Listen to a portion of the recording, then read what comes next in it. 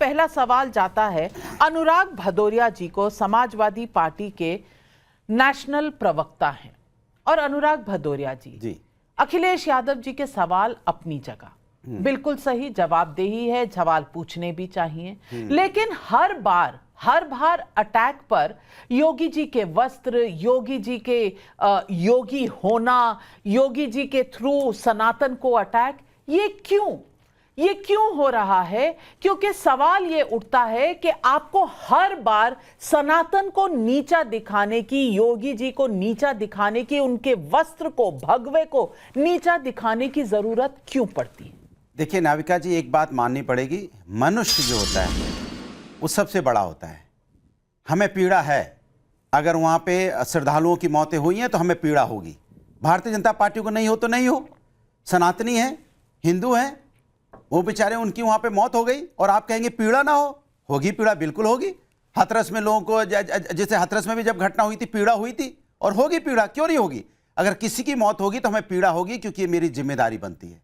मैं तो कहूँगा कि भारतीय जनता पार्टी के नेता बिल्कुल सही कह रहे थे, सनातन को बदनाम करने की साजिश है, बिल्कुल है, क्योंकि ये लोग जो ये बातें कह रहे हैं, इन्हीं के राज्य में, इन्हीं के प्रशासन में, इन्हीं के सरकार में हमारे श्रद्धालुओं की मौत हुई है।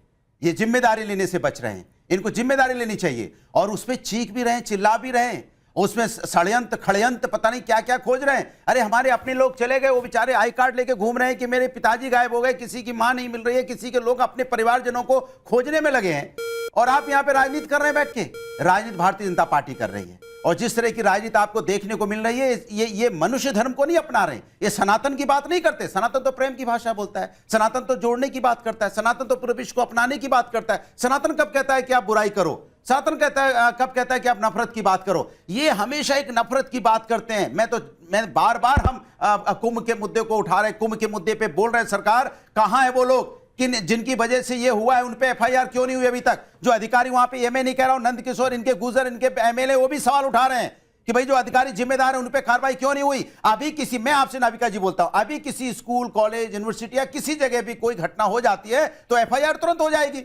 यहां पे घटना हुई कि किसकी कमजोरी की वजह से हुई, क्यों नहीं हुई अभी तक? जब आप ये नहीं पता लगा पा रहे हो कि किसकी वजह से घटना हुई है, तो आप क्या पता लगाओगे कि आप हमारे उत्तर प्रदेश में क्या हो रहा है? इसीलिए उत्तर प्रदेश में लगातार भगवान ना करे, घटित हो रही है, भगवान ना करे, पे डालते हो। भगवान ना करे, प्रभु ना करें कि कहीं पर भी किसी इस तरह की घटना हो। कम से कम मेरी प्रार्थना इतनी रहेगी। लेकिन सुधांशु जी, दर्द हो रहा है, ये मेरी समझ में आ रहा है, और मैं कह रही हूं कि सवाल पूछिए योगी सरकार से सवाल, ये आपका हक है, लेकिन बार बार भगवे पर, योगी पर, सनातन पर वार करना क्या जरूरी है?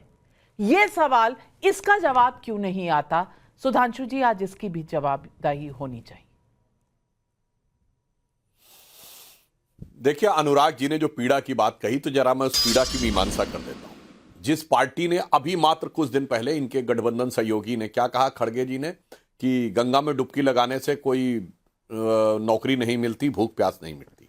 उससे पहले इनके पार्टी के लोगों ने हिंदू धर्म ग्रंथों की प्रतियां जलाई। उसके बाद इनके साथ के जो बिहार में लोग थे, उन्होंने हिंदू धर्म के बारे में अपशब्द बात कही। रामायण रामचरितमानस के बारे में, ये बिल्कुल रिसेंट बता रहा हूं, ये पिछले 1.5 साल की। और 1 साल पहले ये सारा का सारा प्रोसेस कहां से शुरू हो रहा है, दर्शकों को समझने की आवश्यकता है। 1 साल पहले यहां पे कॉन्फ्रेंस होती है तमिलनाडु में, इरेडिकेशन ऑफ सनातन धर्म, यानी सनातन धर्म का समूल नाश।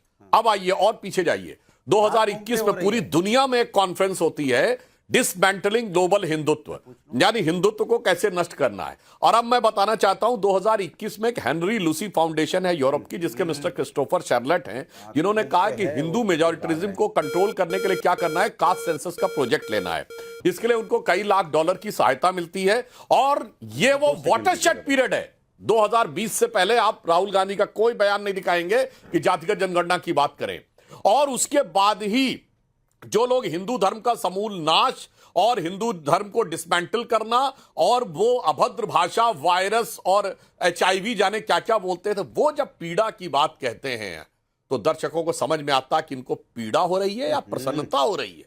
या इनको मौका नजर आ रहा उसमें, ये संवेदना हो रही है या संतुष्टि हो रही है? साफ समझ में आता है पूरी पृष्ठभूमि देख के, क्योंकि डे वन से आज तक इन्होंने कुंभ को लेकर और यहां तक राम मंदिर की प्राण प्रतिष्ठा हो, कोई हिंदू धर्म से जुड़ा विषय हो तो इन्होंने सिर्फ हिकारत और सिर्फ नफरत और केवल लेट डाउन करने के अलावा कोई कार्य नहीं किया। और मैं ये भी बता देना चाहता हूं भदौरिया जी को, उस दिन मौनी अमावस्या के दिन 8 करोड़ लोग थे। ये ह्यूमन हिस्ट्री की डॉक्यूमेंटेड हिस्ट्री में from Abraham Isaac to Moses and Mesopotamia, जरा एक कोई जगह बता दीजिएगा जब 8 करोड़ लोग एक जगह पे हों।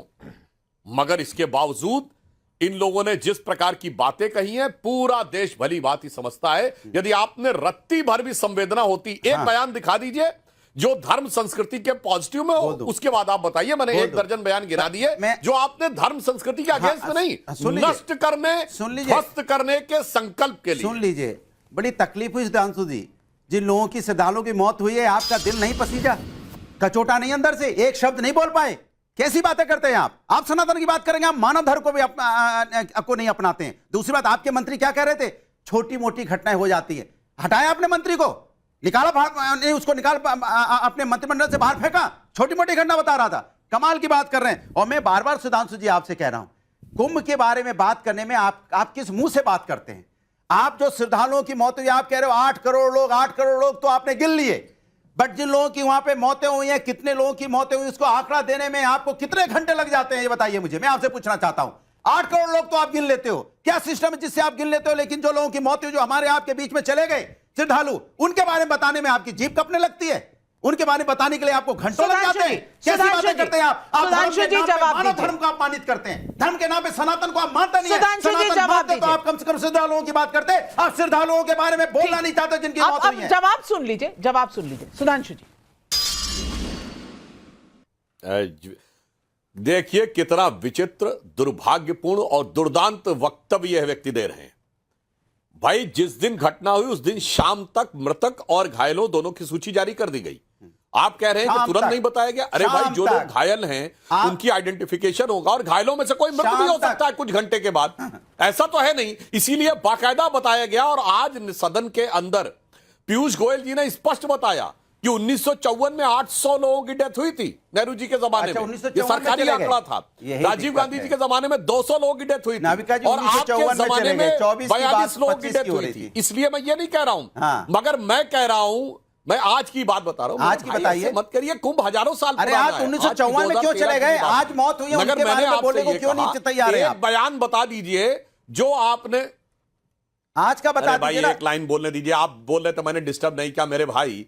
जिन्होंने कार सेवकों की मौत का जश्न मनाया, जिन्होंने कहा कि मैंने 16 मरवा दिए थे, इससे ज्यादा मैं क्या कर सकता था, वो आकर जब पीड़ा की बात करते हैं तो साफ समझ में आ जाता है कि रावण की तरह कोई राक्षस साधु का वेश बनाकर आकर भरमाने का प्रयास कर रहा है। अपने बारे में कह रहे हैं, अपने बारे में कह रहे हैं। बधाई आपको, अनुराग भदौरिया जी, राहुल गांधी ने जवाब नहीं मांगा, लेकिन यहाँ तहसीन पूनावाला कांग्रेस को रिप्रेजेंट कर रहे हैं, तो बोलने का मौका तो दे दीजिए। मैं पूछना चाह रही हूँ, इतनी पीड़ा अखिलेश जी को हो रही है, इतनी पीड़ा समाजवादी पार्टी को हो रही है, क्या राहुल गांधी सवाल नहीं उठा सकते थे? उन्होंने नहीं उठाया। अब मैं पूछना चाहती हूँ कि या तो अखिलेश जी गलत है, या फिर राहुल जी जानबूझकर संवेदना की बात भी नहीं कर रहे, सवाल भी नहीं कर रहे।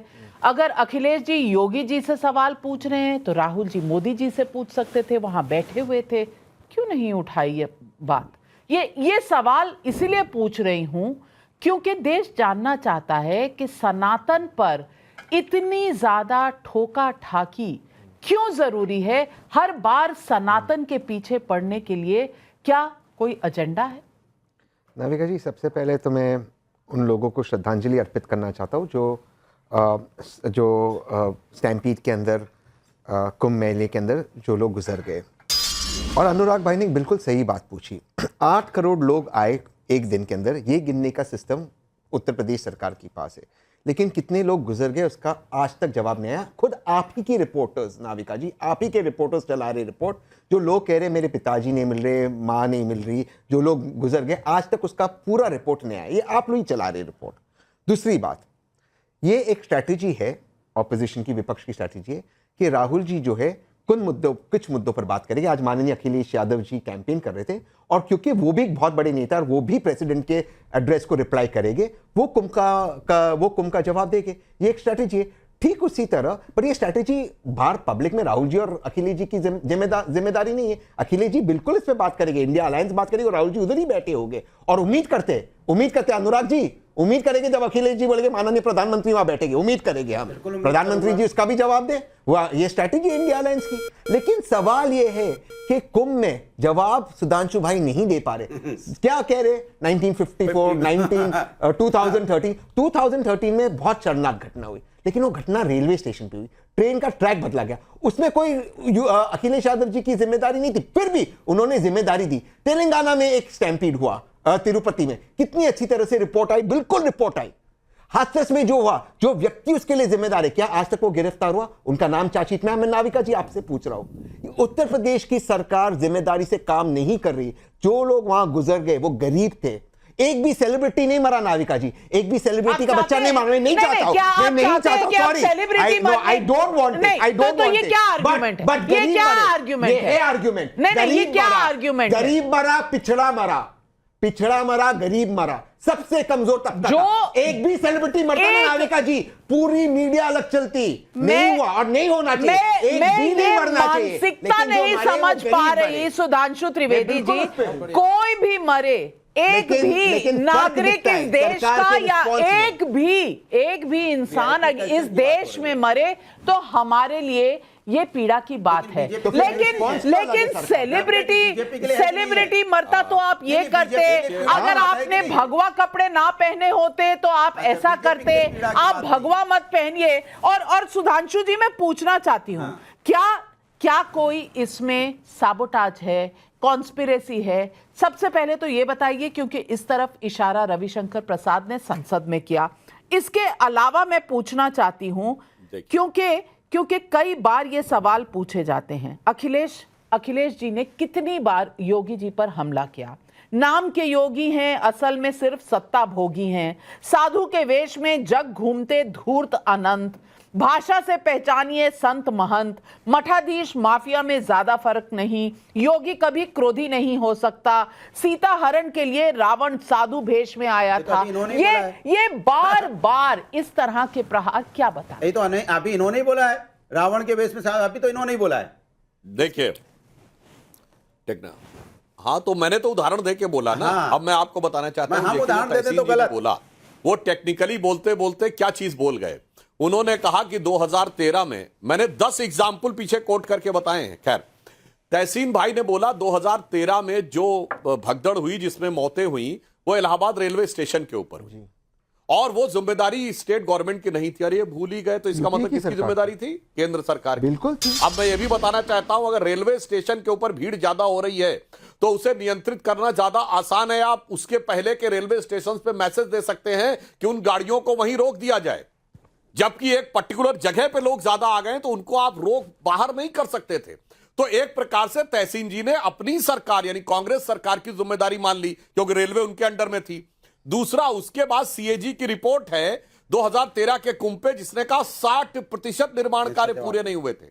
60% निर्माण कार्य पूरे नहीं हुए थे, और अनेक ऐसे थे जिनकी शुरुआत तक नहीं की गई थी, जिनके लिए धन का आवंटन था। ये भदौरिया जी, सीएजी की रिपोर्ट हमारी नहीं है, ये आपकी गठबंधन सरकार की, क्योंकि आप उस समय उस सरकार का समर्थन कर रहे थे, उसकी रिपोर्ट है। और जहां तक, वैसे तहसीन भाई समझदार हैं, युवा हैं, पर बहुत असंवेदनशील बयान दिया कि सेलिब्रिटी किसी की मौत नहीं हुई। तो मैं पूछना चाहता हूं, आजादी का आंदोलन लड़ने वाले कांग्रेस में एक राष्ट्रीय अध्यक्ष स्तर का नेता बताइए जिसकी अंग्रेजों की गोली से मौत हुई हो, जिसको फांसी हुई हो, जिसको काला पानी हुआ हो, और लाला लाजपत राय जी को छोड़कर जिसको लाठियां भी पड़ी और वो घायल हुआ हो। इसके बावजूद आपने, बताइए मुझे, कोई सेलिब्रिटी बताइए ना। नेहरू जी को, कुंभ की बात हो रही है, नेहरू जी को, सरदार पटेल को बहुत पड़ी।